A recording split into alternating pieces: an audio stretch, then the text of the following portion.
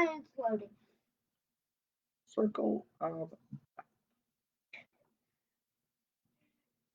Hello, welcome to Heavy Deep Storytelling. Today, my dad here is going to read you a story. First up, we're going to be reading the Bible. Then we are going to be Just posted the link. Then we are going to be reading. Well, then we are going to be doing the synopsis. Then we are going to be reading the mystery book that has been unrevealed. Unrevealed. That has been revealed. Huh? Tarzan! Oh my goodness. I forgot what it was for a second. Alrighty. So, I'm going to wait just a second. Hey, no, JJ needs to stay in his room.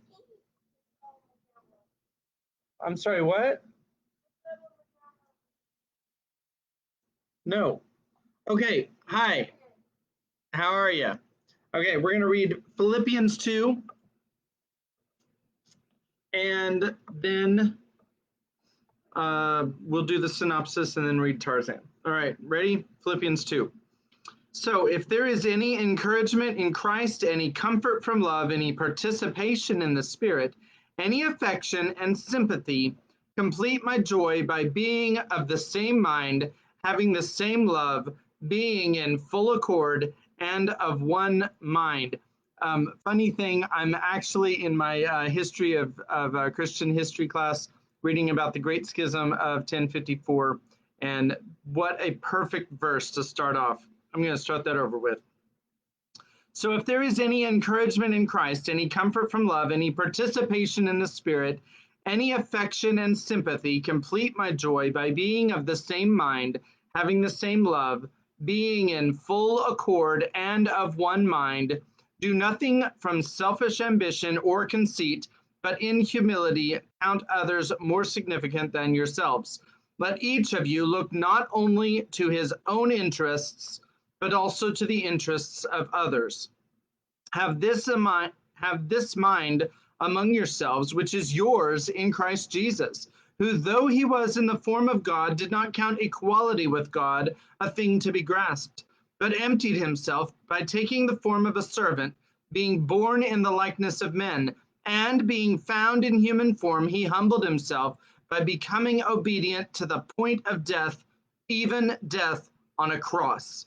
Therefore, God has highly exalted him and bestowed on him the name that is above every name, so that at the name of Jesus every knee should bow in heaven and on earth and under the earth, and every tongue confess that Jesus Christ is Lord, to the glory of God the Father.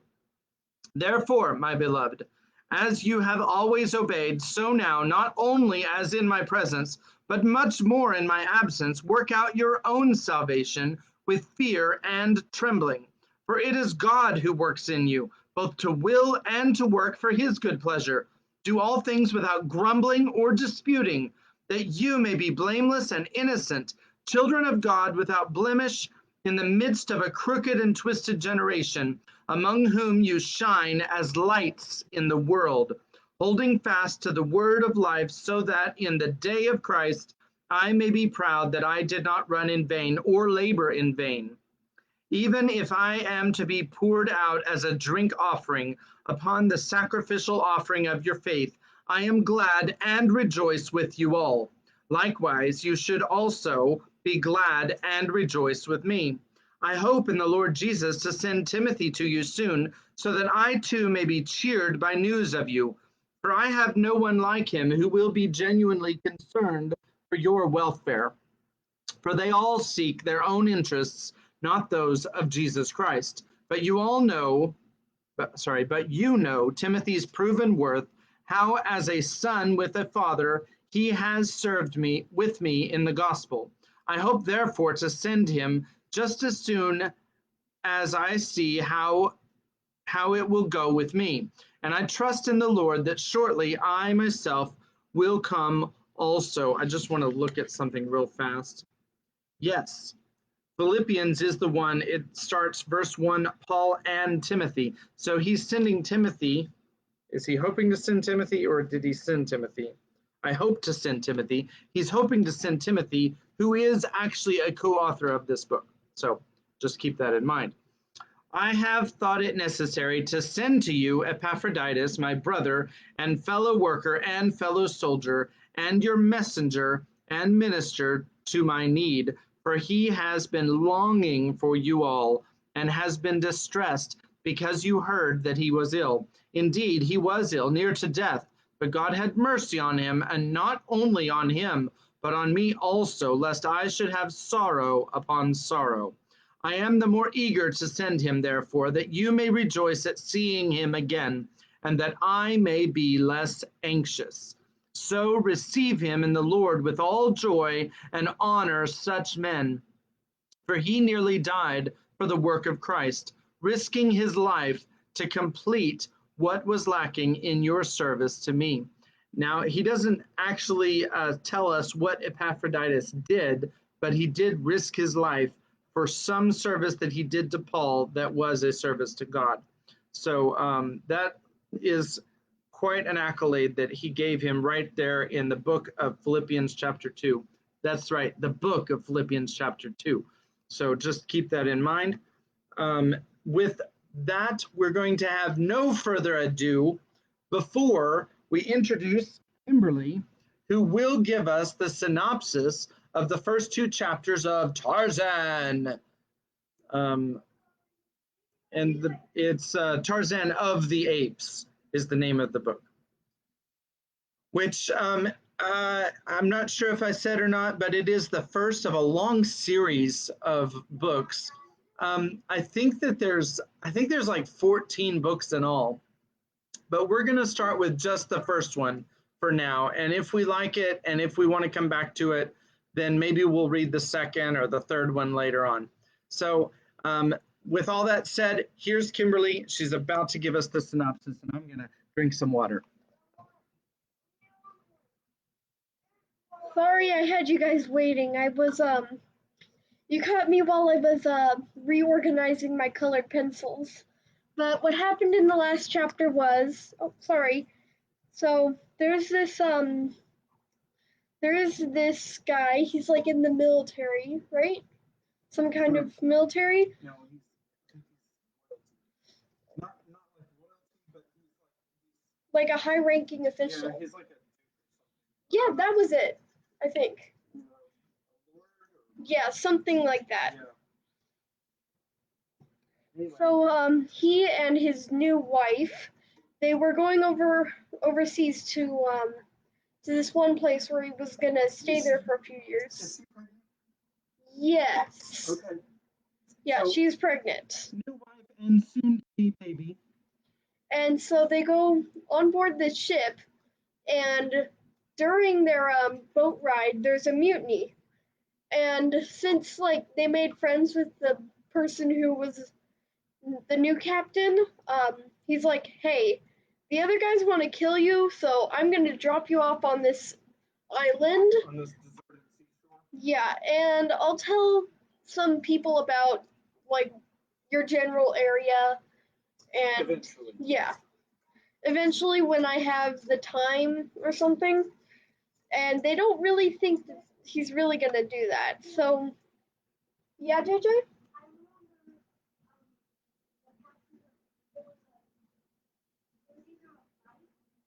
Yeah, that's what a mutiny is, JJ. There's a fight.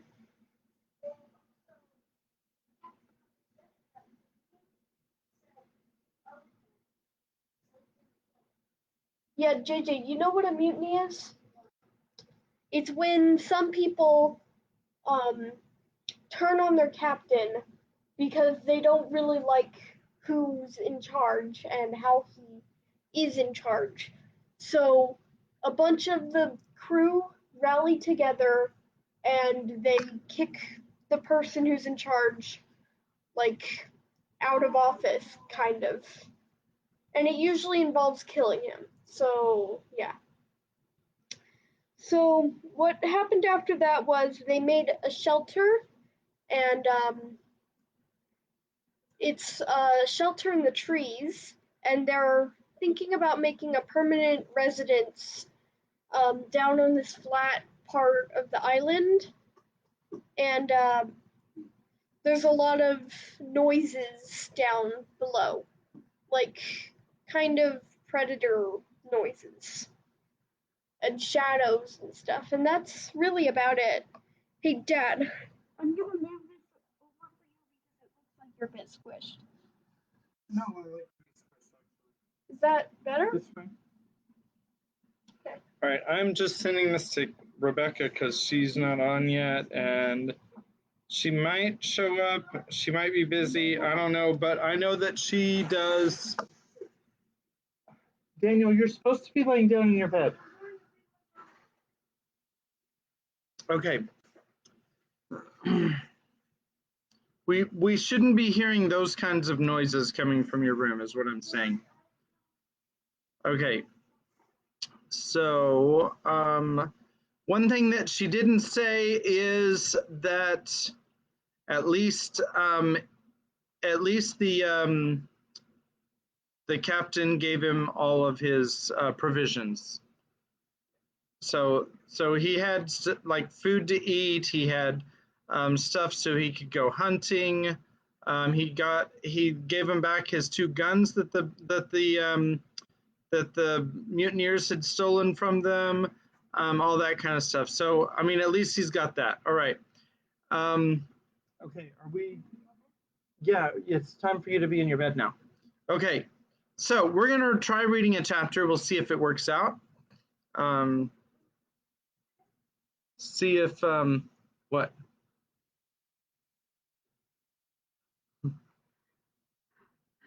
That's the look on his face when his wife is glaring at him because she really wants to know what happens next.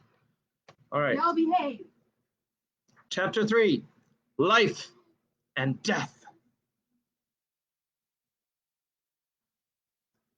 Daniel, you need to get in your bed. Oh, yeah, he does need to take his meds. Yeah, I'm sorry. All right, so we're going to go ahead and get started because we're already in 12 and a half minutes in, so we're going to get started. All right. Morning found them but little, if at all, refreshed, though it was with a feeling of intense relief, and they saw the day dawn. As soon as they had made their meager breakfast of salt and pork, coffee and biscuit, Clayton, that's the Lord, commenced work upon their house, for he realized that they could hope for no safety and no peace of mind at night until 4 strong walls effectually barred the jungle life from them. The task was an arduous one and required the better part of a month. Though he built but one small room, he constructed his cabin of small logs about 6 inches in diameter, stopping the chinks with the clay, which he found at the depth of a few feet beneath the surface soil. At one end he built a fireplace of small stones from the beach. These also he set in clay, and when the house had been entirely completed, he applied a coating of the clay to the entire outside surface to the thickness of 4 inches. In the window opening, he set small branches about an inch in diameter, both vertically and horizontally, and so woven that they formed a substantial grating that could withstand the strength of a powerful animal.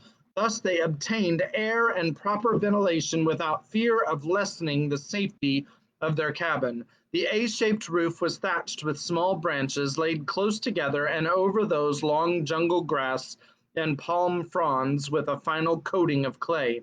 The door he built of pieces of packing boxes which had held their belongings, nailing one piece upon another, the grain of contiguous layers running transversely until he had a solid body some 3 inches thick and of such great strength that they were both moved to laughter as they gazed upon it. Here the greatest difficulty confronted Clayton, for he had no means whereby to hang his massive door now that he had built it. After 2 days' work, however, he succeeded in fashioning two massive hardwood hinges, and with these he hung the door so that it opened and closed easily. The stuccoing and other final touches were added after they moved into the house, which they had done as soon as the roof was on, piling their boxes before the door at night and thus having a comparatively safe and comfortable habitation. The building of a bed, chairs, table, and shelves was a relatively easy matter, so that by the end of the second month they were well settled. That's 2 months. And but for the constant dread of attack by wild beasts and the ever growing loneliness, they were not uncomfortable or unhappy. At night, great beasts snarled and roared about their tiny cabin, but so accustomed may one become to oft repeated noises that soon they paid little attention to them, sleeping soundly the whole night through. Thrice had they caught fleeting glimpses of great man-like figures like that of the first night, but never at sufficiently close range to know positively whether the half-seen forms were those of man or brute. The brilliant birds and the little monkeys had become accustomed to their new acquaintances, and as they had evidently never seen human beings before, they presently, after their first fright had worn off, approached closer and closer, impelled by that strange curiosity which dominates the wild creatures of the forest and the jungle and the plain, so that within the first month several of the birds had gone so far as even to accept morsels of food from the friendly hands of the Claytons. One afternoon, while Clayton was working upon an addition to their cabin, for he contemplated building several more rooms, a number of their grotesque little friends came shrieking and scolding through the trees from the direction of the ridge. Ever as they fled, they cast fearful glances back of them, and finally they stopped near Clayton, jabbering excitedly to him as though to warn him of approaching danger. At last he saw it, the thing the little monkeys so feared, the man brute of which the Claytons had caught occasional fleeting glimpses. It was approaching through the jungle in a semi-erect position, now and then placing the backs of its closed fists upon the ground, a great anthropoid ape, and as it advanced, it emitted deep guttural growls and an occasional low barking sound. Clayton was at some distance from the cabin, having come to fell a particularly perfect tree for his building operations. Grown careless from months of continued safety, during which time he had seen no dangerous animals during the daylight hours, he had left his rifles and revolvers all within the little cabin, and now that he saw the great ape crashing through the underbrush directly toward him, and from a direction which practically cut him off from escape, he felt a vague little shiver play up and down his spine. He knew that, armed with only an axe, his chances with this ferocious monster were small indeed, and Alice, oh goodness, he thought, what will become of Alice? There was yet a slight chance of reaching the cabin. He turned and ran toward it, shouting an alarm to his wife to run in and close the great door in case the ape cut off his retreat. Lady Greystoke had been sitting a little way from the cabin, and when she heard his cry, she looked up to see the ape springing with almost incredible swiftness for so large and awkward an animal in an effort to head off Clayton.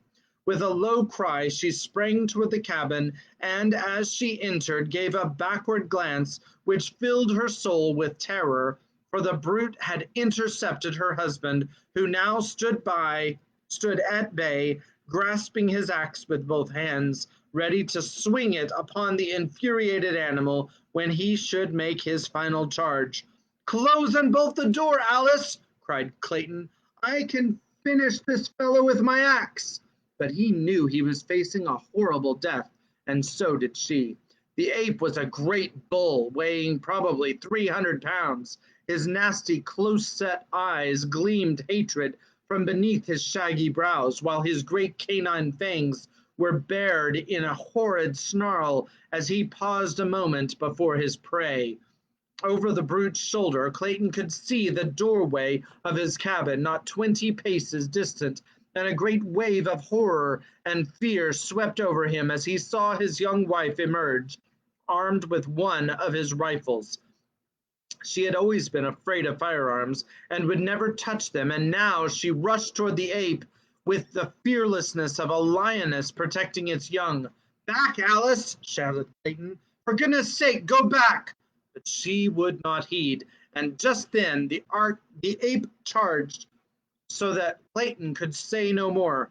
The man swung his axe with all his mighty strength, but the powerful brute seized it in those terrible hands and, tearing it from Clayton's grasp, hurled it far to one side. With an ugly snarl, he closed upon his defenseless victim, but ere his fangs had reached the throat they thirsted for, there was a sharp report, and a bullet entered the ape's back between his shoulders. Throwing Clayton to the ground, the beast turned upon his new enemy. There, before him, stood the terrified girl, vainly trying to fire another bullet into the animal's body. But she did not understand the mechanism of the firearm, and the hammer fell futilely upon the empty cartridge.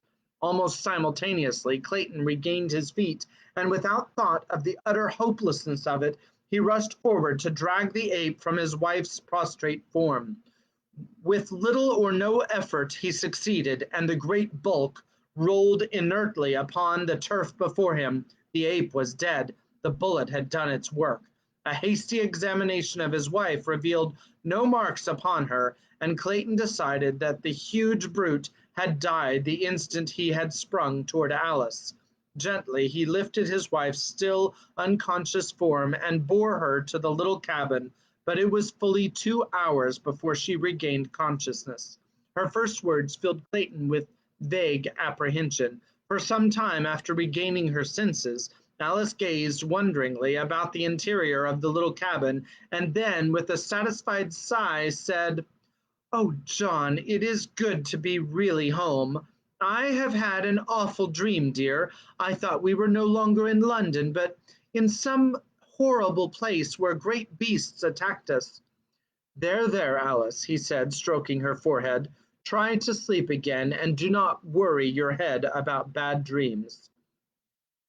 That night a little son was born in the tiny cabin beside the primeval forest, while a leopard screamed before the door and the deep notes of a lion's roar sounded from beyond the ridge. Lady Greystoke never recovered from the shock of the great ape's attack, and though she lived for a year after her baby was born, she was never again outside the cabin, nor did she ever fully realize that she was not in England. Sometimes she would question Clayton as to the strange noises of the nights, the absence of servants and friends, and the strange rudeness of the furnishings within her room, but, though he made no effort to deceive her, never could she grasp the meaning of it all. In other ways, she was quite rational, and the joy and happiness she took in the possession of her little son and the constant attentions of her husband made that year a very happy one for her, the happiest of her young life. That it would have been beset by worries and apprehension had she been in full command of her mental faculties, Clayton knew well, so that while he suffered terribly to see her so, there were times when he was almost glad for her sake that she could not understand. Long since had he given up any hope of rescue, except through accident. With unremitting zeal he had worked to beautify the interior of the cabin. Skins of lion and panther covered the floor, cupboards and bookcases lined the walls. Odd vases made of his own hand but from the clay of the region had held beautiful tropical flowers.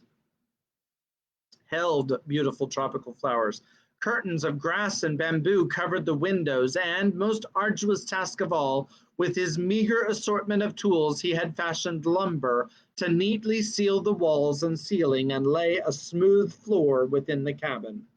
That he had been able to turn his hands at all to such unaccustomed labor was a source of mild wonder to him, but he loved the work because it was for her and the tiny life that had come to cheer them. though adding 100-fold to his responsibilities and the terribleness of their situation. During the year that followed, Clayton was several times attacked by the great apes which now seemed to continually infest the vicinity of the cabin, but as he never again ventured outside without both rifle and revolvers, he had little fear of the huge beasts.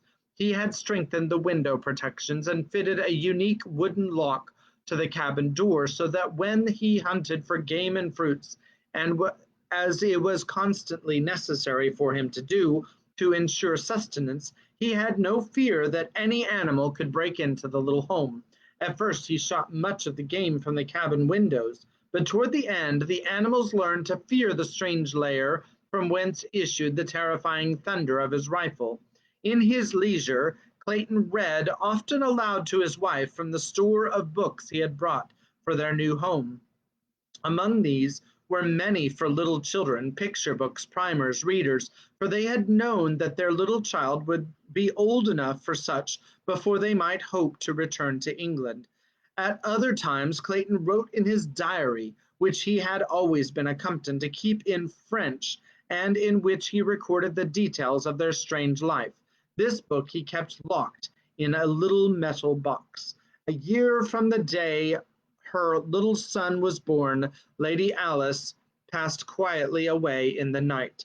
So peaceful was her end that it was hours before Clayton could awake to a realization that his wife was dead. The horror of the situation came to him very slowly, and it is doubtful that he ever fully realized the enormity of his sorrow and the fearful responsibility that had devolved upon him with the care of that wee thing, his son, still a nursing babe. The last entry in his diary was made the morning following her death, and there he recites the sad details in a matter-of-fact way that adds to the pathos of it, for it breathes a tired apathy born of long sorrow and hopelessness, which even this cruel blow could scarcely awake to further suffering.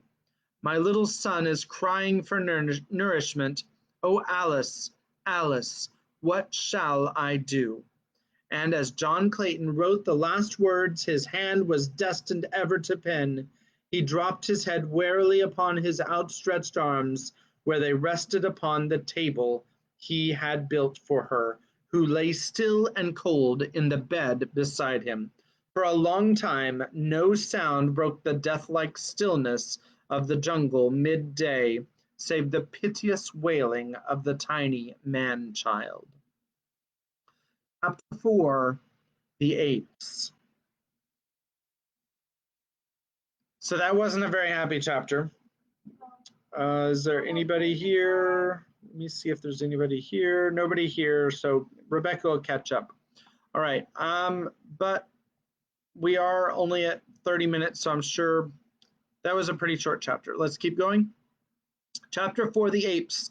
In the forest of the tableland, a mile back from the ocean, old Kerchak, the ape, was on a rampage of rage among his people. The younger and lighter members of his tribe scampered to the higher branches of the great trees to escape his wrath, risking their lives upon branches that scarce supported their weight rather than face old Kerchak in one of his fits of uncontrolled anger. The other males scattered in all directions, but not before the infuriated brute had felt the vertebrae of one snap between his great foaming jaws. A luckless young female slipped from an insecure hold upon a high branch and came crashing to the ground almost at Kerchak's feet. With a wild scream he was upon her, tearing a great piece from her side with his mighty teeth and striking her viciously upon her head and shoulders with a broken tree limb. Wow, this is really, really heavy. And then he spied Kayla, who, returning from a search for food with her young babe, was ignorant of the state of the mighty male's temper until suddenly the shrill warnings of her fellows caused her to scamper madly for safety. But Kerchak was upon her so close that he had almost grasped her ankle had she not made a furious leap far into space from one tree to another, a perilous chance which apes seldom if ever take, unless so closely pursued by danger that there is no alternative. She made the leap successfully, but as she grasped the limb of the further tree, the sudden jar loosened the hold of the tiny babe where it clung frantically to her neck, and she saw the little thing hurled, turning and twisting to the ground 30 feet below. With a low cry of dismay, Kayla rushed headlong to its side, thoughtless now of the danger from Kerchak, but when she gathered the wee, mangled form to her bosom, life had left it.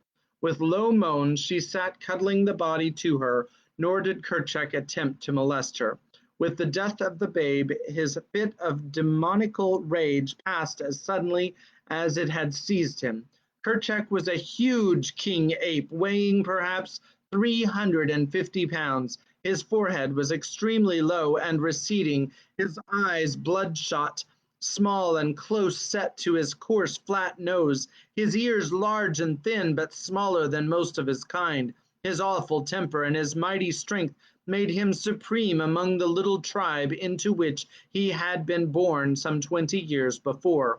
Now that he was in his prime, there was no simian in all the mighty forest through which he roved that dared contest his right to rule, nor did the other and larger animals molest him.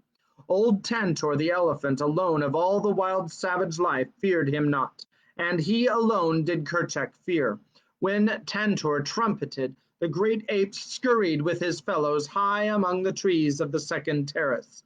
The tribe of anthropoids over which Kerchak ruled with an iron hand and bared fangs numbered some 6 or 8 families, each family consisting of an adult male with his females and their young, numbering in all some 60 or 70 apes. Kayla was the youngest mate of a male called Tublat, meaning broken nose, and the child she had seen dashed to death was her first, for she was but 9 or 10 years old. Notwithstanding her youth, she was large and powerful, a splendid, clean-limbed animal, with a round, high forehead which denoted more intelligence than most of her kind possessed. So also she had a great capacity for mother love and mother sorrow, but she was still an ape, a huge, fierce, terrible beast of a species closely allied to the gorilla, yet more intelligent, which, with the strength of their cousin, made her kind the most fearsome of those awe-inspiring progenitors of man. When the tribe saw that Kerchak's rage had ceased, they came slowly down from their arboreal retreats and pursued again the various occupations which he had interrupted. The young played and frolicked about among the trees and bushes. Some of the adults lay prone upon the soft mat while of dead and decaying vegetation which covered the ground, while others turned over pieces of fallen branches and clods of earth in search of the small bugs and reptiles which formed a part of their food. Others again searched the surrounding trees for fruit, nuts, small birds, and eggs. They had passed an hour or so thus, when Kerchak called them together and, with a word of command to them to follow him, set off toward the sea. They traveled for the most part upon the ground where it was open, excuse me, following the path of the great elephants whose comings and goings break the only roads through those tangled mazes of bush, vine, creeper, and tree. When they walked, it was with a rolling, awkward motion, placing the knuckles of their closed hands upon the ground and swinging their ungainly bodies forward. But when the way was through the lower trees, they moved more swiftly, swinging from branch to branch with the agility of their smaller cousins, the monkeys. And all the way, Kayla carried her little dead baby hugged closely to her breast. It was shortly after noon when they reached a ridge overlooking the beach, where below them lay the tiny cottage which was Kerchak's goal. He had seen many of his kind go to their deaths before the loud noise made by the little black stick in the hands of the strange white ape who lived in that wonderful lair, and Kerchak had made up his brute mind to own that death-dealing contrivance and to explore the interior of the mysterious den.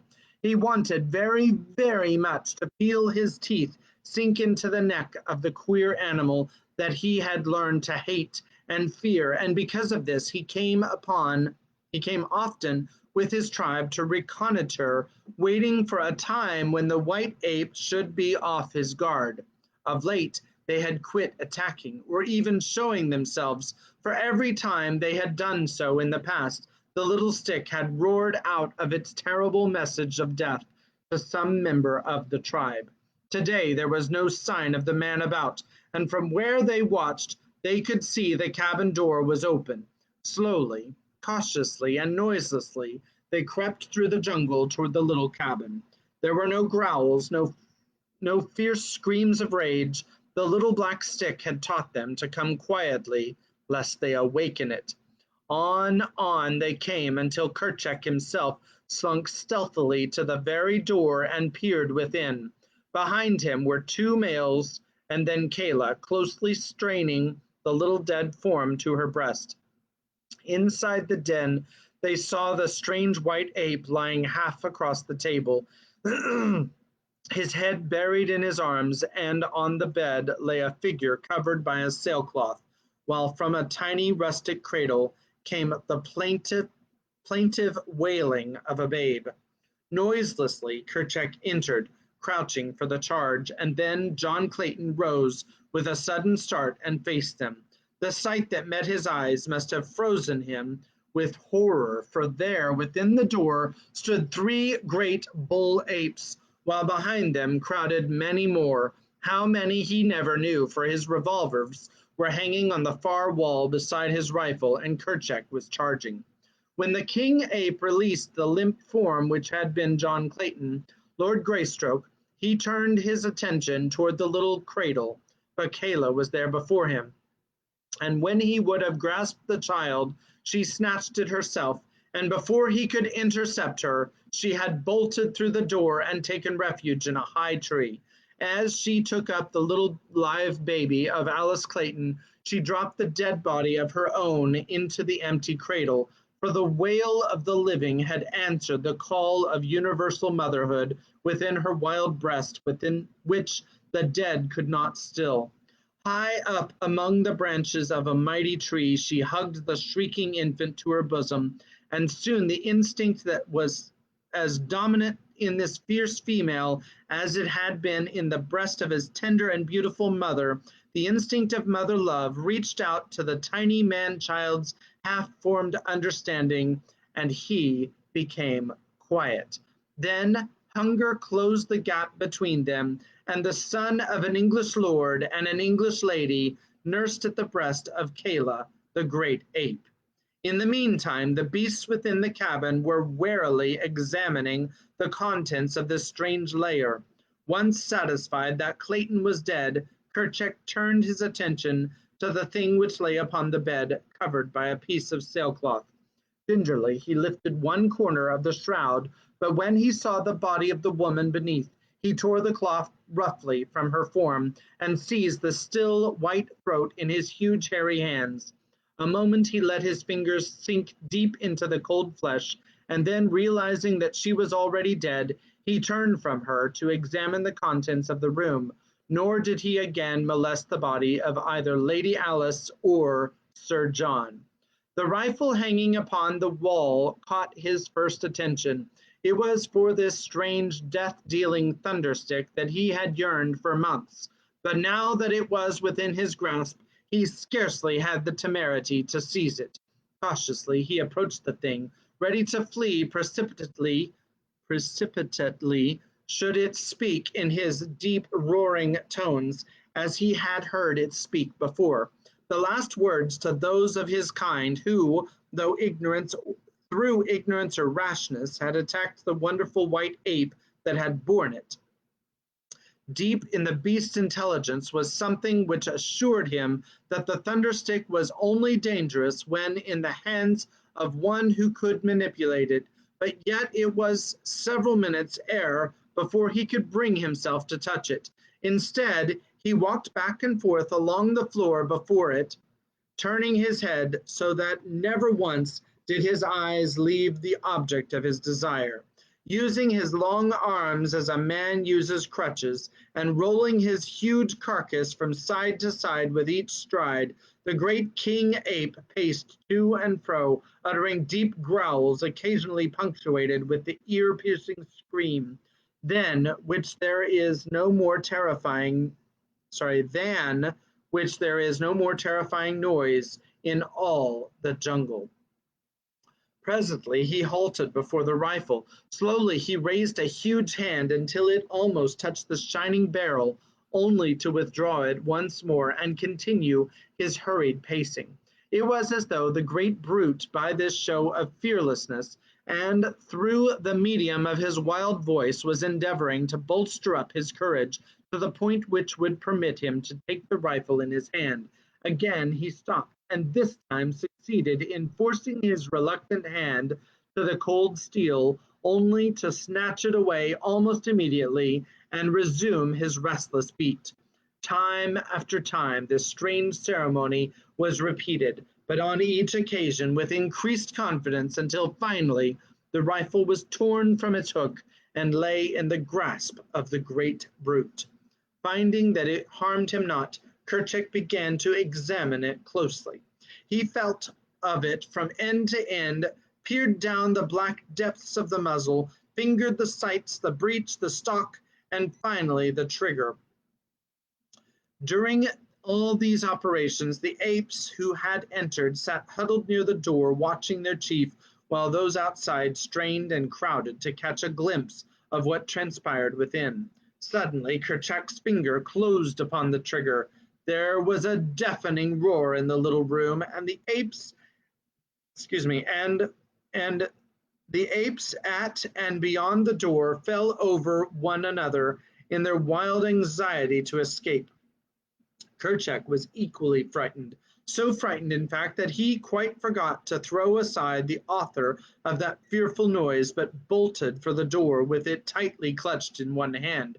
As he passed through the opening, the front sight of the rifle caught upon the edge of the inswung door with sufficient force to close it tightly after the fleeing ape.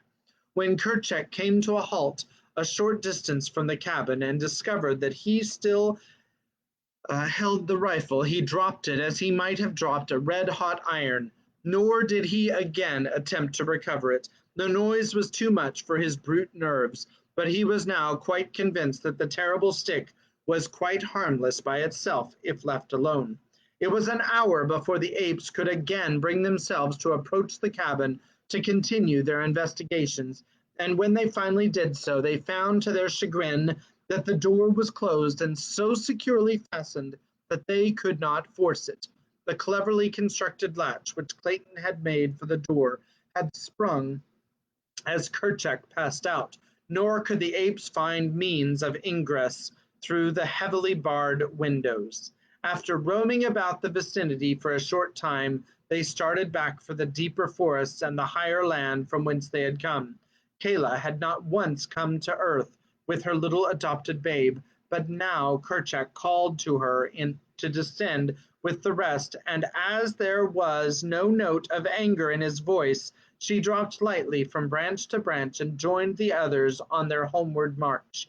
Those of the apes who attempted to examine Kayla's strange baby were repulsed with bared fangs and low, menacing growls, accompanied by words of warning from Kayla.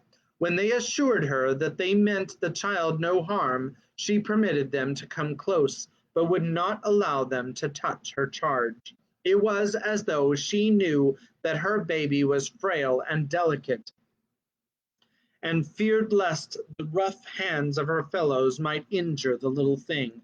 Another thing she did, and which made traveling an onerous trial for her, remembering the death of her own little one, she clung desperately to the new babe with one hand whenever they were upon the march. The other young rode upon their mothers' backs, their little arms tightly clasping the hairy necks before them, while their legs were locked beneath the mother's armpits. Not so with Kayla. She held the small form of the little Lord Greystoke tightly to her breast, where the dainty hands clutched the long black hair which covered that portion of her body. She had seen one child fall from her back to a terrible death, and she would take no further chances with this. Chapter 5, The White Ape. What do you say we keep going? Mom says JJ's asleep. We're at minute 45. Daniel? Either asleep or faking. And Rebecca's still not present. So I think that we should probably call it for the night. We are on chapter 5. This is a good place to call it. And this has been a little bit more violent than I was expecting, but very engaging and interesting and very fast paced. So I hope you're enjoying Tarzan of the Apes, and we will continue this again tomorrow night. And good night. God bless. That's funny.